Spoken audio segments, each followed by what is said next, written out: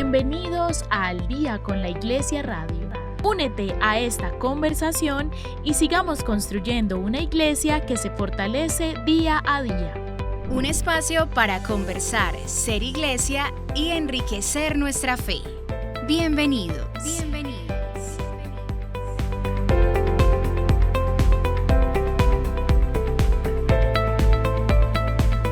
Un saludo muy especial para todos nuestros oyentes. Una vez más nos encontramos en esto que es Al Día con la Iglesia Radio, este programa que realizamos desde la Delegación Arzobispal para las Comunicaciones y que nos propone conversaciones maravillosas alrededor de la actualidad de nuestra iglesia, especialmente nuestra iglesia en Medellín.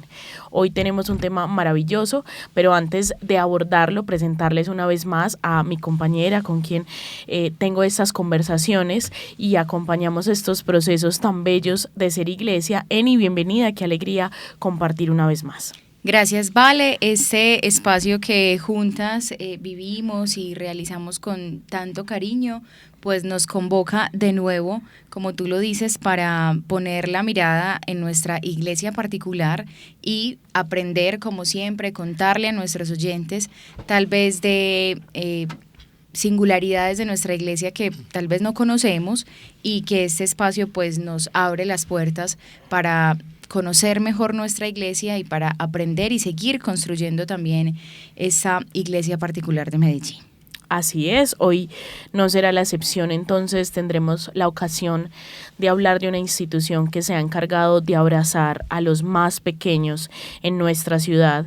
Estamos hablando de Hogares Infantiles San José, una institución que desde 1910 acompaña a esos niños, niñas y adolescentes que por situaciones de vulnerabilidad han tenido que ser acompañados por alguien, y ese alguien ha sido ese hogar que de verdad abraza y sostiene pues la realidad de tantos pequeños. Qué maravilla que podamos conversar sobre esto, y para hacerlo nos hemos traído al director, que es muy ocupado pero que nos complace tenerlo aquí. Él es el padre Leonardo Martínez.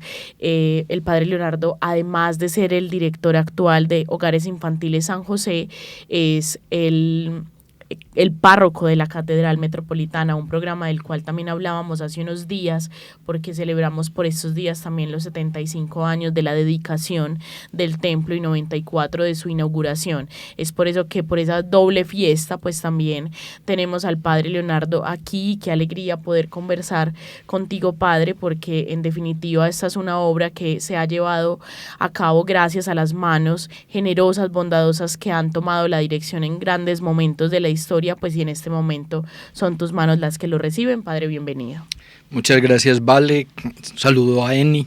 Créanme que me alegra mucho que sean ustedes dos, por un lado por ser laicas, por el otro lado por ser mujeres, las que comparten este espacio de entrevista, de compartir las realidades de la iglesia hoy en nuestra arquidiócesis de Medellín, porque muchas veces esta tarea de anunciar la obra de la iglesia se la delegamos mucho a los sacerdotes y acaso algunas obras de religiosas, pero que ustedes puedan comunicarle a los demás que la iglesia realmente hace una gran tarea en su misión caritativa, en su tarea de misericordia, en su obra social, es una gran bendición. Y para mí, pues como director en este momento de los hogares, es muy grato poder compartir esta realidad que yo mismo estoy descubriendo y conociendo. Es una alegría para nosotras, padre, tenerte aquí y también conversar sobre eso que decías, cómo la iglesia ha sabido acompañar los diferentes momentos de la historia. Recordaremos entonces, esta institución nace por allá, como les decía, en 1910, luego de la Guerra de los 1000 días, como en una realidad muy compleja de Colombia. Muchos niños, niñas, adolescentes quedaron huérfanos a causa de la guerra, y eso pone sobre la mesa una realidad que había que solucionar, y la iglesia, de diferentes maneras que el padre nos irá contando un poquito mejor ahorita, se plantea entonces ser ese abrazo, ese hogar verdaderamente para estos menores, y comienza este proceso de acompañamiento. Ya son 115 años que estamos celebrando de esa decisión solidaria de acompañar a los pequeños, y que pues ha tenido una historia que ha permitido de verdad crecer, porque hoy hablamos de una institución muy grande con 9 sedes que atiende a muchas realidades. ¿Cómo es entonces, padre, ese momento en el que comienza Hogares Infantiles San José? Más o menos cómo se ubica en la historia también para contextualizar a nuestros oyentes. Vale, la iglesia tiene una cosa muy hermosa y es que sabe responder al momento histórico. La iglesia no se pone a soñar qué debe ser o qué pudo ser. La iglesia responde a la realidad. Hay una obra que se conoce muy poquito, y hago un paréntesis, que se llama Salas Cunas Gota de Leche, que también es una institución de la iglesia que tiene más de 100 años de existencia. Esa obra, Salas Cunas Gotas de Leche, nace porque el obispo del momento ve que las mamás vienen a la quebrada Santa Elena, que pasa por la actual playa, y recogían la ropa de las familias ricas de este sector de la Candelaria, donde estamos ubicados, y lavaban la ropita de los ricos, y los niños los acomodaban con cualquier trapito en 2 piedras. Al obispo de la época le dolía ver a un niño ahí toda una jornada, entonces creó una casa, Salas Cunas, donde se les atendía a los niños, se les cambiaba el pañal, se les daba el tetero, y nació esta obra que ya lleva más de 100 años cuidando niños. Ahora, pues obviamente ha evolucionado y atiende niños de kinder, de jardín, etcétera. Te cuento esa historia precisamente para decirte, la iglesia responde a hechos concretos. Tú lo mencionabas, se vivió la guerra de los 1000 días, quedaron muchos niños huérfanos, y el obispo del momento, Manuel José Caicedo, junto con algunos laicos pudientes de la sociedad antioqueña, empezaron a preocuparse por estos niños que quedaron sin papá, sin mamá, sin referente familiar, y crearon lo que se llamó el Orfanato San José, y fue la primera experiencia que es en lo que hoy tenemos como la sede de primaria de los Hogares San José aquí en Boston. Era solo ese lugarcito nomás, y se atendía a estos niños en total orfandad. Van avanzando distintos directores, ya no hay el niño en su total orfandad, sino niños con otras condiciones de vulnerabilidad. Niños hijos de drogadictos, niños hijos de mamás y papás en la cárcel, niños abandonados, niños en manos de abuelas muy mayores, con diferencias generacionales muy grandes y en una extrema pobreza. Entonces se vio la necesidad de acoger también estos niños, pero eso equivalía a que la obra se ampliara. Y estos directores, en su generosidad, la mayoría de ellos ofreciendo sus propios bienes, porque eran gente con recursos, empezaron a darle forma a todo esto, y se decidió cambiar el nombre de Orfanato San José, que le ponía como un sello negativo a los niños. Usted es de un orfanato, usted es de un orfanato. Se cambió por Hogares Infantiles San José. Ya los niños no eran de un orfanato, eran de un hogar, con el anhelo de dignificar incluso el nombre de la institución en el que los niños estaban. Después de eso se ve que los niños terminaban su quinto de primaria, y para dónde pegaban estos niños. Y ahí entonces surge la necesidad de crear el bachillerato. Y entonces se crea el bachillerato para ofrecer continuidad en el acompañamiento. Y así va creciendo la obra. Tú lo decías, son 9 sedes, pero 9 sedes con varios servicios. El primero es lo que llamamos tallercitos. Hay 2 tallercitos de San José, uno en Prado Centro y el otro en Bello. Esos 2 tallercitos reciben niños o bebés, mejor, de 16 mesecitos hasta 5 años. Si el niño tiene la necesidad sentida por su abandono, por su extrema pobreza, por la situación de sus papás, se pasan a las primarias. Y hay una primaria para niñas que queda en Boston y una primaria para niños que queda en Las Palmas. Ya estos niños, si continúan el proceso con nosotros, pasarían las niñas a la sede del bachillerato, y los niños pasan a otra institución que no pertenece a estas 9 sedes, pero también es de la iglesia, que se llama Granjas Infantiles. Y entonces en las granjas infantiles se ofrece el bachillerato para los niños. Tenemos un servicio que es de las cosas más bellas que yo he encontrado, y es que se hizo convenio con algunas instituciones y tenemos muchos jóvenes becados, o sea, terminaban su bachillerato y ahora. Entonces también se les está ofreciendo acompañamiento en su educación profesional. Y lo más lindo es que son en universidades reconocidas. Nosotros tenemos alumnos en EAFID, en Bolivariana, en el CES, en la Uniminuto, en muchas instituciones de mucho reconocimiento. Entonces, con algunas instituciones se hacen convenios, ellos ponen parte de la beca o la beca completa y nosotros acompañamos los muchachos. Algunos están becados directamente por la institución. Entonces, en la parte de niños, adolescentes, jóvenes y en este caso universitarios, es todo el proceso que tenemos para acompañar.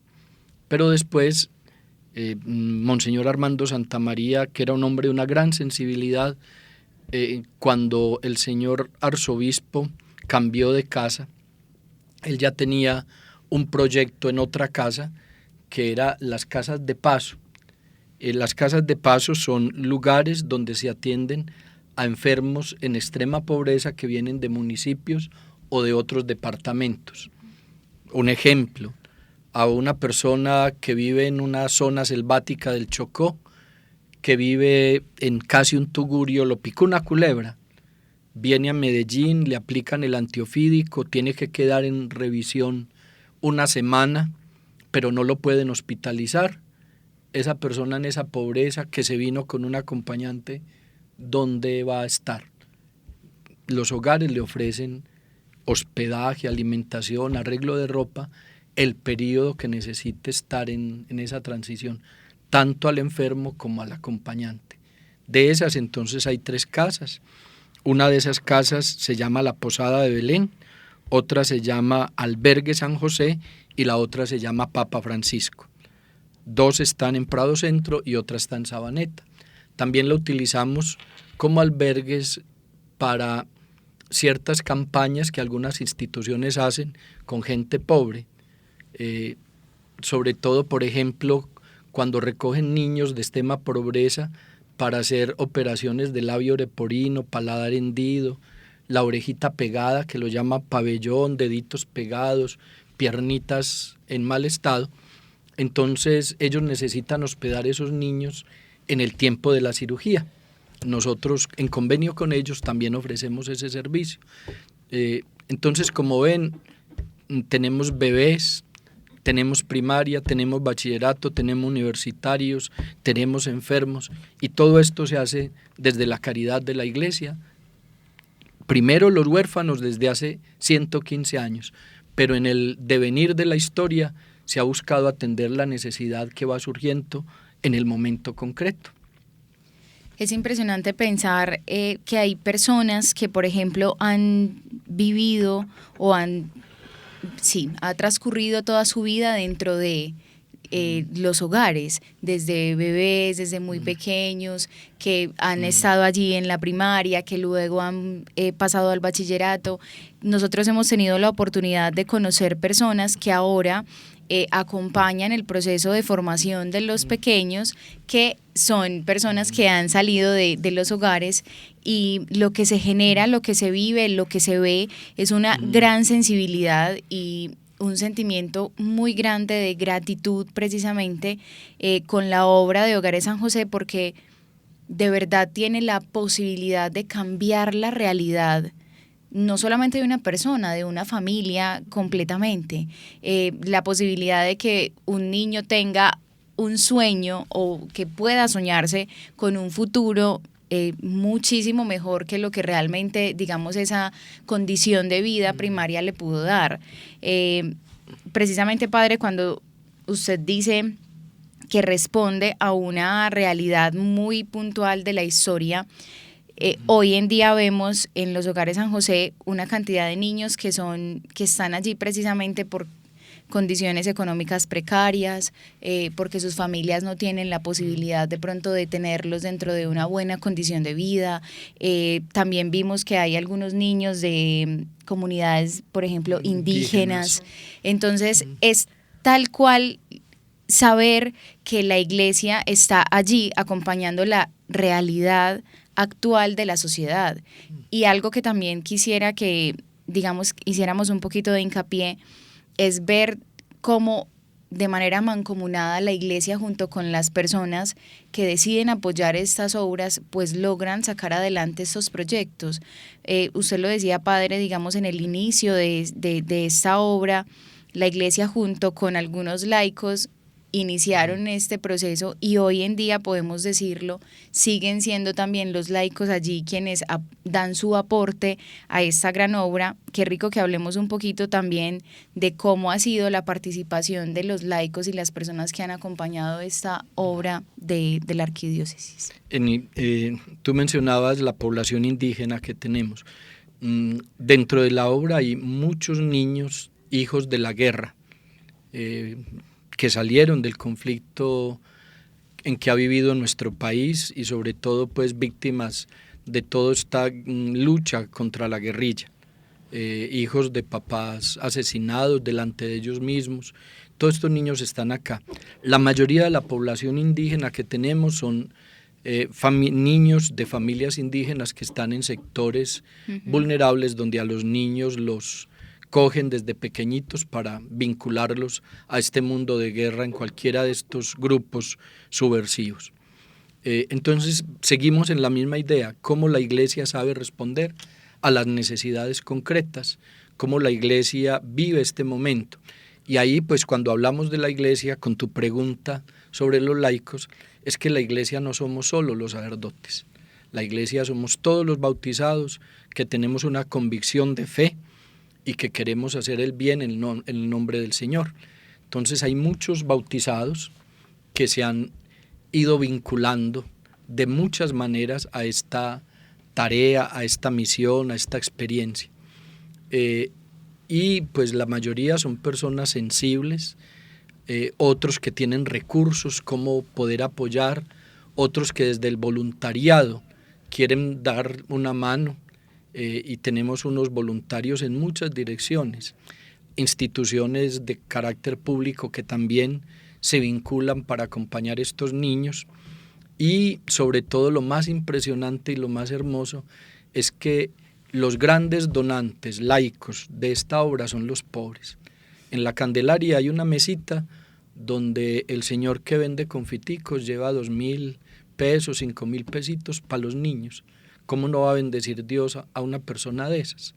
Entonces, abrir el panorama de los laicos, tenemos desde los grandes empresarios que están vinculados, desde personas que tienen tiempo para entrar a las casas y brindar un apoyo acompañando a los niños y niñas en hacer tareas, en ayudarles en su aseo, en su presentación, en enseñarles algún arte, pero también tenemos pobres que desde su pobreza dan.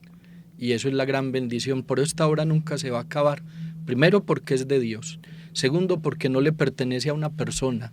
Esto le pertenece a Dios y a la iglesia. Por eso hemos estado a lo largo de 115 años varios directores y grupos de laicos. Todos tenemos que ir sabiendo hasta qué momento nos corresponde estar y el Señor nos va guiando. Pero lo más lindo son los laicos pobres que desde su pobreza entienden la pobreza de los niños y hacen su sacrificio y su esfuerzo por ayudarnos. Este es un espacio que yo valoro mucho, Al Día con la Iglesia Radio y este espacio específicamente para hablar de esta obra, porque considero que es una gran riqueza. La mayoría de nosotros, y lo voy a decir con mucha franqueza, no sabemos muchas veces las grandes obras que la Iglesia acompaña y lidera. Hay un gran desconocimiento acerca de lo que se hace a nivel de caridad, padre, usted lo decía al inicio, y este espacio nos permite precisamente darnos cuenta de cuáles son esas obras importantes y bellas y que cambian y que tienen la posibilidad de cambiar la realidad, que lidera nuestra iglesia, pero que además tenemos también nosotros la responsabilidad de acompañar, la responsabilidad de mostrar, la responsabilidad de mantener, precisamente porque no es solamente de una institución o no es de una sola persona, es de todos los que estamos acá, desde los que nos estamos enterando hoy de esta obra que tiene la arquidiócesis, como de los que han pasado por ella a lo largo de su historia y los que ahorita muy probablemente se estarán preguntando, bueno, ¿y yo cómo puedo sumarme a este proyecto? Entonces me parece muy lindo que podamos empezar a vivenciar esta realidad. Sí, Eni, mira, yo quiero contar una anécdota. A la iglesia siempre le han buscado sus errores, pero hablan muy poco de sus virtudes. Bendito Dios, la palabra dice que tu mano derecha no sepa lo que hace tu mano izquierda, y todo lo que hace la iglesia lo hace en nombre de Dios. Y así tenemos que trabajar, pero es bueno que la gente lo sepa. La anécdota que quiero compartir es, en la iglesia española, un grupo de políticos quiso sacar una ley para ponerle impuestos muy grandes a la iglesia. Y un periodista, no recuerdo el nombre ahora, en YouTube pueden encontrar la entrevista, dijo: yo soy ateo por principio, pero yo quiero invitar a estos políticos a que hagan una reflexión. ¿Quiénes atienden las escuelas de caridad en España? ¿Quiénes atienden los hospitales de caridad en España? ¿Quiénes atienden a las personas pobres en España? Hizo una lista interminables de obras de caridad que la iglesia hacía en España. Y dijo, si se le pone esos impuestos y la iglesia nos entrega esas obras, España no tiene con qué pagar, ni con los impuestos que le cobre, todo lo que ellos hacen. Total. Yo les pido que dejen a la iglesia tranquila haciendo su obra, aunque yo no sea creyente. Yo creo que eso se replica acá en Colombia. Los bancos de alimentos que los presentan tanto en los medios de comunicación, los bancos de alimentos son obra de la iglesia, y eso nos lo cuentan, que es obra de la iglesia. El primer banco de alimentos en Colombia nació en Medellín, y fue una preocupación de un obispo, Monseñor Gonzalo Rivera, por dar alimento a los pobres y por no permitir que se pierda la comida. Lo que se hace con el habitante de calle, la atención en los momentos de catástrofes, el consuelo. Yo digo mucho, miren, los hijos que no aman a la iglesia nos debieran por lo menos respetar, porque ¿quién es el que le escucha a su mamá anciana? Totalmente. La iglesia. ¿Dónde va la viejita a desahogarse de sus tristezas y angustias? En la iglesia. Entonces la iglesia hace un poco de caridades materiales, humanas, psicológicas, que no se alcanzan a calcular. Yo lo digo justo por experiencia, ahorita que el padre menciona el tema del banco de alimentos. Yo todavía tengo la posibilidad de estar en los claustros educativos, todavía estudio, y hace poco hice una exposición acerca de las obras de caridad de la iglesia, y mis compañeros no creían que tantas obras que llegan a sus hogares en barrios de la ciudad son obras de la iglesia. Y por ejemplo, ahorita que el padre nos contaba de los diferentes, sedes que tiene Hogares San José, yo, por eso siempre lo decimos Valentina y yo, que este es un espacio en el que aprendemos. Vivo cerca al barrio Prado Centro y no sabía que de las casas de paso que veo en Prado Centro son sedes de Hogares San José. Y no lo sabía, lo sé hoy, que el padre lo está diciendo. Entonces, qué bueno que empecemos a abrir el panorama, empecemos a darnos cuenta de la riqueza que tiene nuestra iglesia en temas de caridad y en muchos otros, y que también nosotros podamos sentirnos pues orgullosos y partícipes de estas obras. Tenemos la fortuna de tener a Mateo con nosotros. Mateo es uno de los psicólogos de Hogares San José. Ahorita mencionábamos, padre, que esta obra tiene personas que ahorita acompañan a los más pequeños, pero que han sido hijos también de Hogares San José. Mateo es uno de esos casos, y qué rico que podamos tenerte, Mateo, con nosotros y conocer de tu voz, de primera mano, lo que ha sido esta experiencia de Hogares San José en tu vida desde el inicio hasta ahora que puedes tener la fortuna de acompañar a los más pequeños. Nosotros tuvimos la posibilidad de estar con Mateo en la sede de Palmas, lo voy a decir de una vez entre paréntesis acá, el cariño que le tienen los niños a Mateo, cómo se identifican con él, creo que es una de las grandes riquezas y de los más bonitos recuerdos que me traje de esa experiencia. ¿Cómo es acompañar a estos niños ahora que ven en ti ese referente? Primero, saludarlos también, muchas gracias, me siento muy afortunado de poderlos acompañar. Evidentemente, pertenezco a los Hogares San José desde el 2013, justamente con todas estas realidades que entendemos dentro de los hogares, pues atendemos una población muy particular, que es una población vulnerable, y que yo entré con estas mismas características, evidentemente, y fue muy significativo porque no entré solo, entré con mi hermano mellizo, entonces fue como, éramos por paquete doble.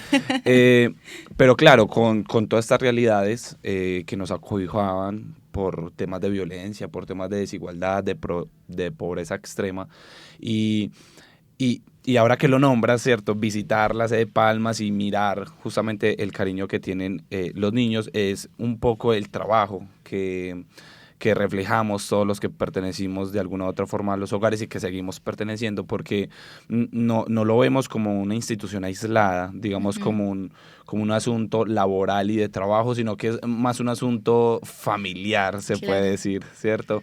Porque es el hecho de generar esa cercanía con los otros niños. Yo de hecho todos los días que llego a los Hogares San José y veo un niño, veo una niña, yo digo, ese niño y esa niña es el reflejo de lo que yo algún día fui, y que quiero que siga siendo ese reflejo, porque el reflejo mío es que pudo terminar el bachillerato y tuvo la oportunidad de estudiar la universidad y que ahora pudo tener la oportunidad de laborar, y todo eso significativamente fue gracias a los Hogares San José. Y el hecho de mirar ese reflejo y decir, si yo pude, cualquier niño y cualquier niña lo puede hacer, porque tenemos las mismas realidades, ingresamos con las mismas realidades y con las mismas vulnerabilidades, por decirlo así. Entonces es una filosofía de vida que tengo a diario, y decirle a los niños, si yo puedo, usted puede también. Claro. Porque si yo salí adelante, cualquier persona tranquilamente, con el apoyo, evidentemente, digamos, de todas estas personas que hacen parte de los hogares, como es el padre Nicolás, que ahora está liderando la institución, y digamos que al interior de los hogares hay muchas personas, por ejemplo los benefactores, que están al tanto de las necesidades de los niños, y yo fui un reflejo de esa obra que hicieron los benefactores. Y ahorita el padre lo decía, nuestros grandes benefactores son empresarios, claro, pero también son los pobres, y somos nosotros. Uno lo ve muy aislado, digamos, seguramente tienen personas que tienen mucho dinero y donan a la causa, pero les estamos diciendo a las personas, no, soy yo, somos todos, una persona natural que se puede sumar. Por eso siempre decimos, las puertas de los hogares están abiertas. Si lo quieres conocer, conócelo, porque es el impacto que genera. Y siempre hemos dicho, no es el hecho de simplemente acercarse desde una necesidad, digamos, monetaria, sino que pueden haber un montón de acompañamientos también, porque las realidades son diversas, y es el hecho del poder generar como todo este acompañamiento, no solo, digamos, desde lo benefactor, como lo digo, económicamente, que es uno de los pilares fundamentales, evidentemente, el hogar, sino que pueden haber muchas formas de vincularme, conectarme con los niños a través del voluntariado, a través, digamos, de clases particulares, que yo soy especialista en un tema, entonces lo quiero compartir porque tengo esa vocación. Los Hogares San José siempre dicen, somos una obra de la iglesia, todos son bienvenidos a esta casa. Y un poco mi mensaje es eso, es el hecho de que todos hacemos parte de todo, no nos podemos sentir aislados. Y yo creo que lo bonito de los Hogares San José justamente es que promueve esta cercanía. Por eso tenemos tantos universitarios tan comprometidos con la causa.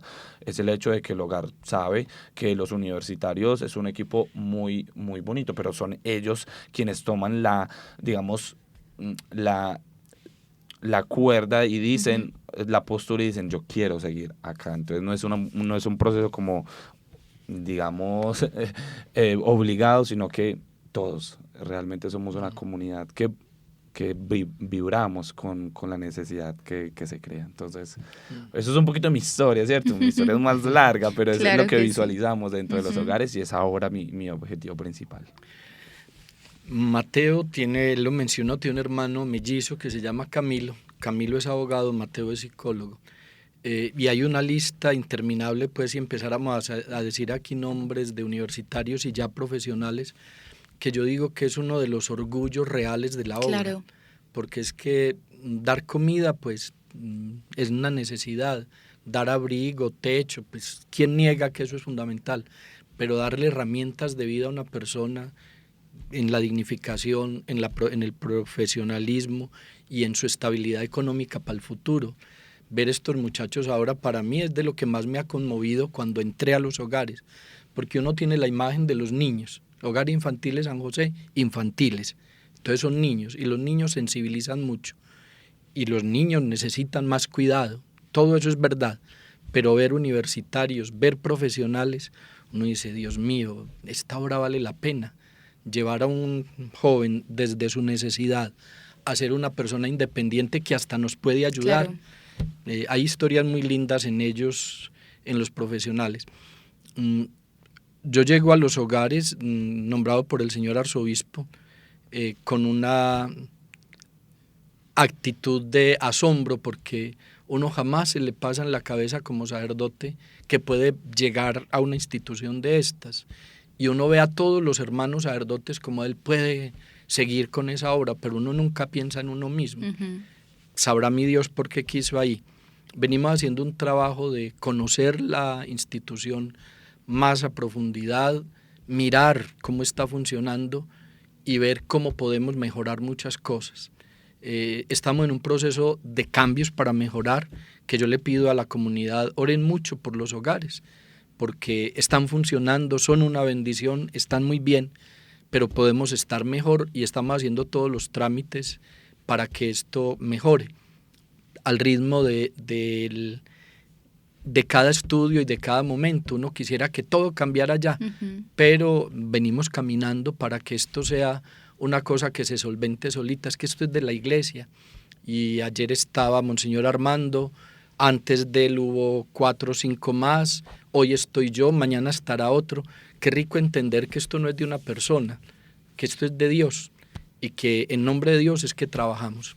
Entonces venimos en este proceso de cambio de lo que es necesario cambiar, porque no es todo, o sea, todo está muy bien, pero hay cositas que hay que ajustar al tiempo, o sea, la relación con la Diana antes era una, la relación con bienestar social, con lo de los niños, bienestar familiar, perdón, es otra. Entonces vamos generando lazos, nos vamos dejando acompañar, iluminar, para responder al momento de hoy. Las normas, tenemos muchos empleados, no solo porque haya habido una reforma laboral ahora, sino porque hay que mirar la dignidad también de los empleados que nos acompañan. Queremos mejorar en todo, porque esto tiene que ser en la justicia de Dios y en la caridad de Dios, y es una obra de Dios, y no le podemos faltar ni a los niños ni a quienes nos ayudan. Así es, para las personas que nos escuchan, pues el padre Leonardo, ¿cuánto padre? Unos meses, desde el principio de este, exacto, meses, sí. Desde más o menos principio de este año, pues acompaña y lidera Hogares San José, y por eso precisamente pues lo hemos invitado para que nos cuente esa realidad de Hogares San José hoy. Antes de que se nos acabe el tiempo, porque este programa es así, cuando uno se lo disfruta se va súper rápido y eso es siempre, qué rico que podamos de pronto hacer hincapié en las personas que tal vez nos escuchan y quieran saber cómo es el proceso para que algún niño que conocen o tienen alguna situación de vulnerabilidad pues pueda ser parte de la obra. Claro que sí. Siempre hemos dicho, tenemos las puertas abiertas para todas las personas que quieran ser parte de los hogares, especialmente los niños, porque es una población que atendemos con todo el amor del mundo. Pero tenemos que entender que los hogares San José atienden una población específica y que la iglesia realmente apuesta a una población con alta vulnerabilidad, como lo había mencionado anteriormente. Entonces, dentro de los hogares hay unos requisitos de ingreso, por decirlo así. Si todas las personas que nos están escuchando, mamás que tienen hijos y que de pronto están en una situación, digamos, económica difícil, que están atravesando por un tema de desplazamiento, víctimas del conflicto armado, violencia intrafamiliar, y que realmente el poder acompañar a su hijo se está haciendo una tarea difícil, se puede acercar a nosotros. Son estas particularidades, les decimos a las familias, queremos acoger a los niños que realmente la tienen un poquitico más difícil que el resto, ¿cierto? Familias que de pronto por su situación particular están solas, digamos madres cabezas de familia, que muchas veces los papás dejan sus familias, y las mamás en su angustia de no saber qué hacer, pues realmente no le pueden brindar el acompañamiento necesario a los niños. Entonces mira que son estos requisitos de ingreso que tenemos. Atendemos, digamos, una población muy amplia. Estamos hablando de que si tienen, digamos, niños entre edades de los 2 años a los 5 años, tenemos los tallercitos de Prado y Bello, que es un jardín, digamos, una guardería para atenderlos. Si tienen niños más o niñas, digamos, entre los 5 años y los 10 años, 11, 12, hasta 13, también los podemos atender. Si tienen niñas mayores, digamos, que están entre los 13, 14, 15 años y que están estudiando su bachillerato y que por cualquier situación particular se ha hecho difícil, también podemos atender esa necesidad. Es justamente preguntarnos, porque es muy fácil la comunicación, es justamente el poder acercarse a nosotros, a la sede en el edificio Atlas, preguntar por los cupos. Nosotros simplemente damos un formulario de ingreso, que es donde las familias nos explican más o menos la situación particular por la que están atravesando. Nosotros hacemos un estudio de cada perfil, digamos, del caso, de cada hoja de vida, y inmediatamente desde el departamento de psicología y desde administración citamos a la decimos vengan, los conocemos a los niños, a las niñas, los entrevistamos y digamos que si cumplen con estos requisitos que realmente son simples, les damos la bienvenida al hogar. Perfecto. Edificio Atlas. Hay que tener en cuenta que los hogares infantiles no son ni una cárcel ni un reformatorio, que es que muchas familias usan los hogares como castigo de los niños. No me lo aguanto más, yo lo voy a llevar para allá, yo lo voy a encerrar allá, yo lo voy a meter allá. No, esto es un hogar y contamos también con cierta libertad del niño, claro, para que disfrute su estadía, porque no es un lugar de castigo de los papás que no aguanto más el muchachito y lo mando para allá. Yo sí quiero ser enfático en eso. Ni es una cárcel ni es un reformatorio, es un hogar y queremos darle ese tono de hogar. Y hay otra obra dentro de los hogares San José que yo no mencioné, y es los hogares de acogida Belén, que también es prácticamente un bachillerato que queda en el barrio Salvador para niñas, que también está dentro de la misma obra, aunque tenga un NID distinto, pero la administración depende de Hogares Infantiles San José. Perfecto. Ahora, pasando a otro público, para las personas que nos han escuchado y quieren sumarse a esta ayuda, como ya lo decía Mateo, en cualquiera de las líneas que la obra pueda necesitar, ¿cómo se contacta? ¿Cómo digo, yo quiero sumarme, yo quiero ser benefactor, o yo quiero dar mi tiempo? ¿Cómo lo podemos hacer? ¿A través de qué medios? Lo podemos hacer a través del WhatsApp o de un número telefónico que está disponible en llamada o por mensaje. Si quiere, lo puedo compartir. Claro que sí.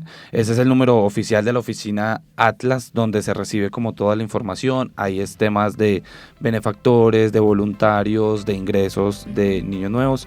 Entonces, se los puedo compartir. Claro que sí. El número es 300-825-8226. Lo repito nuevamente y lento: 300-825-8226. 26. Ahí vamos a estar atendiendo a todas las personas que llamen y escriban. Perfecto, Mateo. Bueno, Mateo, padre, el tiempo definitivamente no es suficiente para hablar de todo lo que podríamos de verdad enfatizar y desarrollar de esta gran obra que tiene la arquidiócesis. Quisiéramos entonces al final pues también escuchar un poco de esos testimonios de los niños que hacen parte de esta obra y queremos dejarlos entonces un momento con sus voces. A ustedes muchísimas gracias por acompañarnos. Padre Leo, qué gusto tenerlo en este espacio, y Mateo, pues otra vez tener la fortuna de compartir contigo esta experiencia. Muchas gracias a ambos. A ti, muchas gracias por la invitación. Y esta es la obra de Dios y de la Iglesia. Recuerden, esto no le pertenece a una persona, es de Dios. Y por eso sigámoslo acompañando, que hoy estamos nosotros, mañana estarán otros, pero siempre será la Iglesia haciendo el bien. Porque en mi casa no teníamos tanto para comer, y también porque yo quise estar aquí, porque mi hermano estuvo aquí. Yo estoy en los Hogares San José porque en mi casa había muchas necesidades y mi mamá necesitaba que alguien me cuidara y nadie podía cuidarme. Entonces mi mamá recurrió a muchas ayudas, pero ellos ya no podían a lo largo del tiempo, entonces me tuvieron que meter en los Hogares San José, y me siento feliz de haber estado aquí.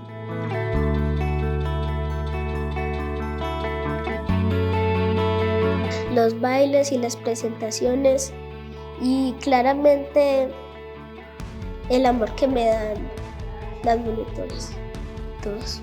Me siento muy feliz de estar aquí porque me parece muy bien todo esto, las ayudas que nos brindan las monitoras, y a mí me gusta jugar fútbol en las tardes después de comer o después de los algo el tiempito que nos queda.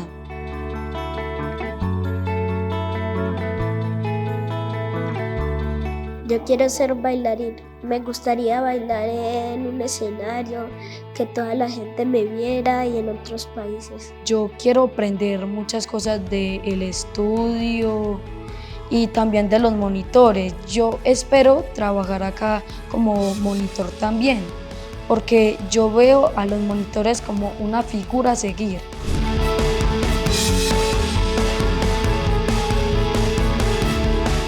A los que se sientan tristes, que no se sientan tristes, porque siempre va a haber una persona que los va a apoyar.